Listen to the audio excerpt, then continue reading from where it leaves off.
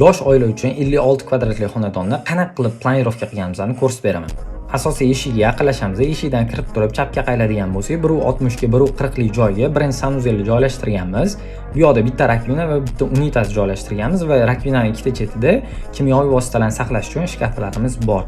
Birinchi sanuzeldan chiqib turib koridor bo'ylab yurganimizda koridorimizda 1.60 ga 4.17 lik joyi egallayapti va bu yoqda koridorimizda chap qo'lda umumiy shkafimiz, oyoq kiyim va kiyimlarimizni saqlash uchun o'ng qo'limizda ikkinchi sanuzelimiz keladi. Ikkinchi sanuzel 220 ga 180 lik joyga joylashtirganmiz va bitta vanna, kir yuvish mashinasi va bitta rakvinani joylashtirganmiz. Ikkinchi sanuzeldan chiqib turib yuqoriga qarab yuradigan bo'lsak, bu yoqda 4 metrga 3.10 joyga oshxonamizni joylashtirganmiz. Va bu oshxonamizda 4 kishilik ovqatlanish zonasi va bitta xolodilnik, rakvina, idish yuvish mashinasi va gaz plitamiz joylashgan. Va bu oshxona devoriga tutash devorda bolalar xonasini joylashtirganmiz. Bolalar xonasiga kiraverishingizda chap qo'lda, ya'ni yotoq ko'rinmasligi kerak, shunaqa qilib joylashtirganmiz va oynaga yaqin joyda bolalarning ish ustolini joylashtirgan va bu xonamiz 3.40 ga deyarli 3 metrga, ya'ni 290 joyga joylashgan.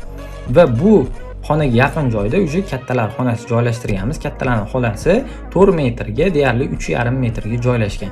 Bu yoqda kiyinish, ya'ni kiyimlar saqlaydigan shkafimiz, yotog'imiz va bo'yanish zonamiz joylashgan.